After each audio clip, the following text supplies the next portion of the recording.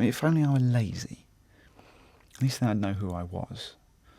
If someone was to say, "Oh, him. What's he like?" He's a lazy man. At last, I'd be able to describe myself. It would be my calling, a career even. I knew of a man who once prided himself on being an expert on beer. He took it as his calling, and when he died proudly, as if someone who knew what he did with his life. I should have been a bone-idle glutton, and not any bone-idle glutton, but one who had respect for all that was beautiful and distinguished in life, and I would have wasted no time in toasting a drink to all that was beautiful and distinguished, and I would have sought out these qualities in the nastiest, unquestionable trash, and I would have wept like a squeezed sponge. I'd have taken pride in this, and I would have harassed anyone who didn't give me their self-respect. I'd have lived at ease, with a big fat belly, 3 chins, and a big fat red nose, so people knew who I was and what I was about. And in this day and age, it's important that people know who you are. This is just a pipe dream, though. Who was it who once said, "Those who commit evil and vile deeds do so because they are not educated or enlightened, and when they are, enlightenment tells them that they will benefit from good deeds. After all, a man must do what he must to better his life." The fool! What brand of idiocy is this? History has constantly shown us that man will deliberately go against what is good for him, what is desirable for him, and go down another path, simply because he does not want to go down the same path as anyone else. This is despite the danger, despite the risk. He will even go down a path of despair and darkness, just to be different.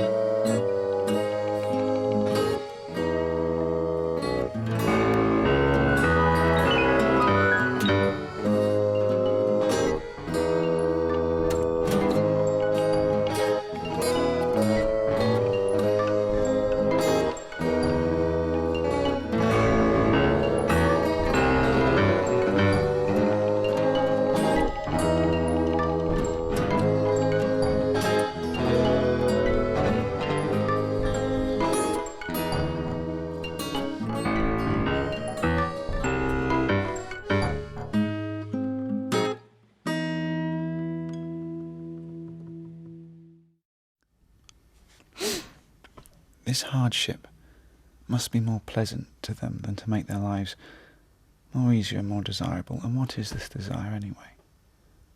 Can anyone define it? Does it benefit man to do things harmful and dangerous to himself? If this is improved in one case, then that whole theory will fall to dust, and I'm sure that everyone can think of one. After all, man has many desires. I mean, there are the basic ones: wealth, freedom, peace. And if anyone goes against these desires, well, then they are, in a sense, a madman. But when scholars speak of these desires, they always miss out one. Let me give you an example. I have a friend. When he's about to do something, he goes on and on about how he's going to do it.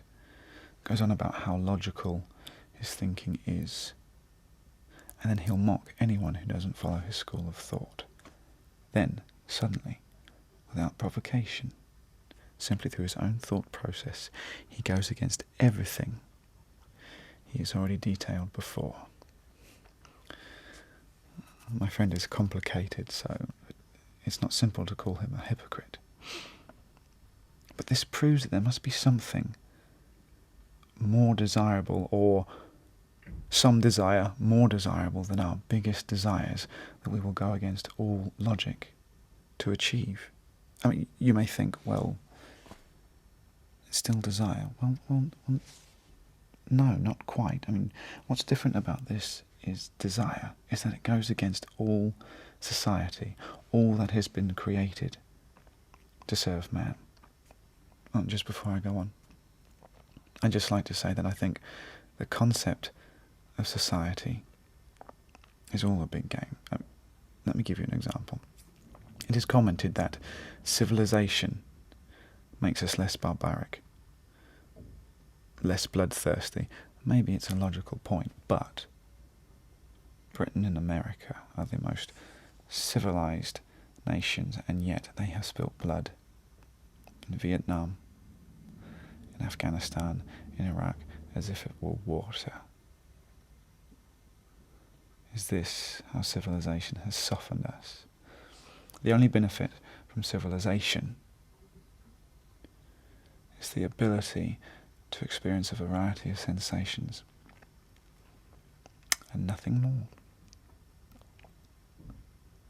After all, sometimes it's the most civilized that are the most bloodthirsty.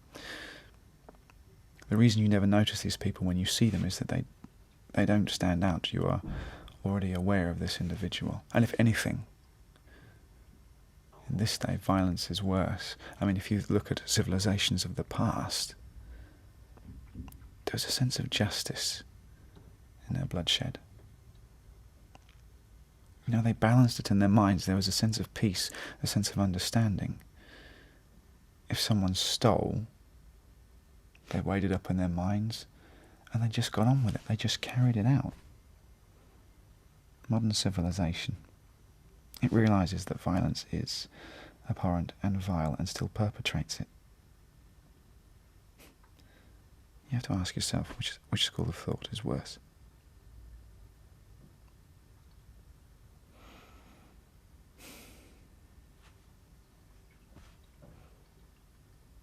So what has this enlightenment taught us?